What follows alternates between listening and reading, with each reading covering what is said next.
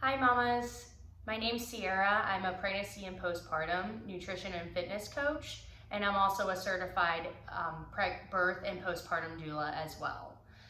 Today I want to talk to you guys about diastasis recti, and for those of you who don't know what that is, it is the separation of the rectus abdominis, the muscles in the midline of your stomach, and the linea alba, which is goes down the middle of your abdominal wall. And this is very common. This happens in over 60% of women who are pregnant and after birth. Most women do get diastasis recti, and a lot of times it goes untreated and undiagnosed. It is very common. And this happens in 99 to 100% of pregnancies as well. Most of the time, it will heal on its own up to 8 weeks postpartum. But in the case that it doesn't, which is also can happen as well and very common, you will need to do some specific pelvic floor and diastasis recti exercises to be able to heal and bring those abdominal wall and muscle back together. I personally, I have birthed 2 children of my own, so I experienced diastasis recti and also pelvic floor issues as well in my pregnancy and postpartum. So I'm going to take you guys through today how to recognize if you have diastasis recti and how to test for it properly. And also I'm going to walk you through exercises on recovery and beginner exercises for diastasis recti and also advanced as well. It's going to be, these exercises are great to do either every day or at least a few times a week. But this is good. Once you get cleared from your doctor, I would recommend starting these exercises shortly after, in between 4 to 6 weeks postpartum. If you've had a vaginal delivery, and if you've had a C-section, maybe go a couple more weeks after that. And just, again, check with your healthcare provider, your physician, and make sure that you're cleared before you do any of these exercises that I'm going to be showing you here today. Now, a lot of you may be thinking, how do I know if I have diastasis recti? Some of the signs and symptoms you might be experiencing if you do have it and are not sure, you could be experiencing a coning in your stomach when you sit up, or if you turn over onto your on all fours, letting your stomach hang. You'll notice a bulge maybe in the lower part of your stomach or wherever the separation may be.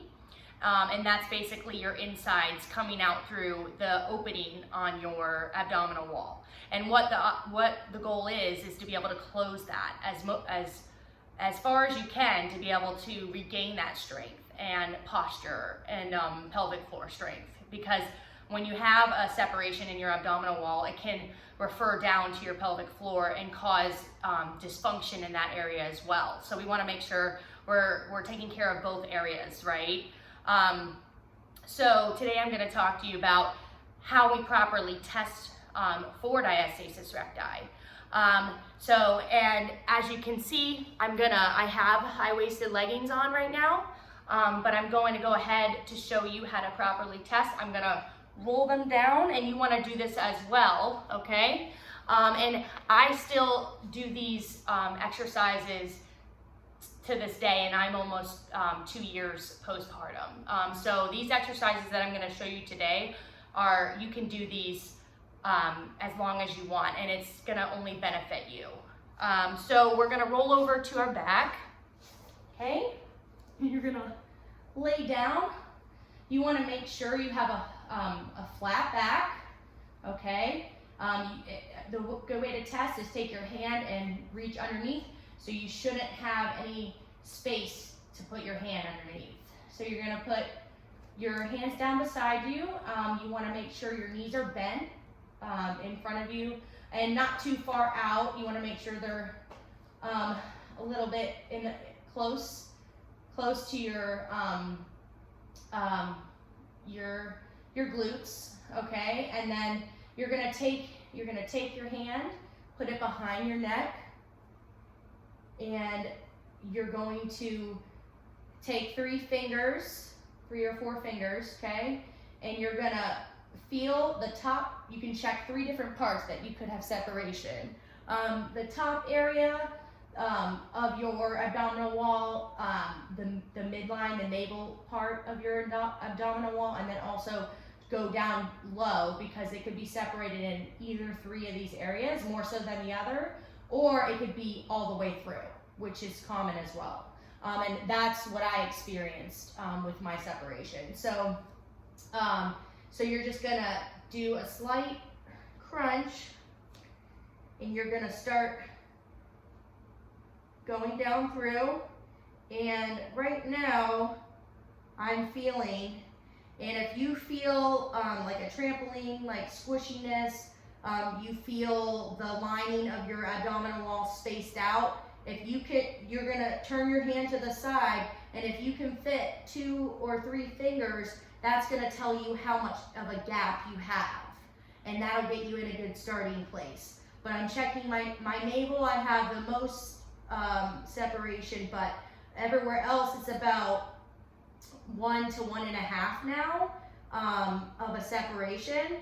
My navel, I'd say I have maybe a 1.5 to 2, which is great, because I had a 4 to 5 separation, probably all the way through. So I really tried to work hard at regaining my abdominal strength, and I've done these exercises very consistently to make sure I bring my abdominal wall back together. And this is the proper way that you want to check, and you want to make sure again that your hips, your back is flat to the floor. You're measuring through all the way across, and your hands behind your head, and you do a slight crunch up, and you're feeling for the separation. And then also you want to check the depth, you take your knuckle, and you shouldn't be able to go more than a knuckle down to know when you have almost completely closed or almost closed your gap. And right now I feel that I have almost closed mine from where it was. So, and again, when you're getting up, if you have diastasis recti, you want to properly get up. You want to roll over to your side, push with your hand, and sit up. We never want to get up as in a sit-up position, throwing our stomach up, and it'll cause it to cone, right? It'll cause our stomach to do a coning shape, and we don't want that, because that's going to increase and make the diastasis recti worse and separate those abdominals even more. So you want to make sure you're getting in and out of bed the right way as we're doing these exercises and healing our abdominal walls and bringing our abdominals back together.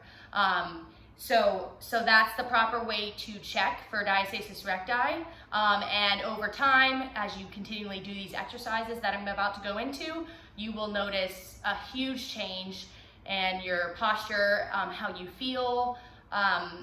You'll notice the mommy pooch start to tighten, the skin tighten and go away. You'll see a difference in the way your abdominals look and how much more linear they are, aligned to each other.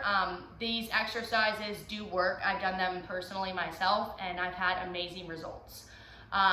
So I highly recommend, if you think you might have it and you're unsure, definitely do this check on yourself to make sure, so that you can take the proper steps to heal and recover the right way, instead of letting it go months before you actually figure out what's going on. And now, again, it doesn't matter when you figure this out, you can still heal your diastasis recti no matter how long it's been.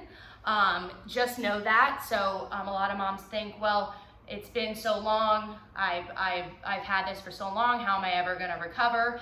Good news is you can still recover. It doesn't matter how many years it's been. If you feel that you have that and you've done the check for diastasis recti and you're feeling a separation going on or a coning or bulge in your stomach, more than likely you do have it. And if you follow these exercises, you are gonna see amazing results and feel so much more confident in your body and loving yourself more as a new mom.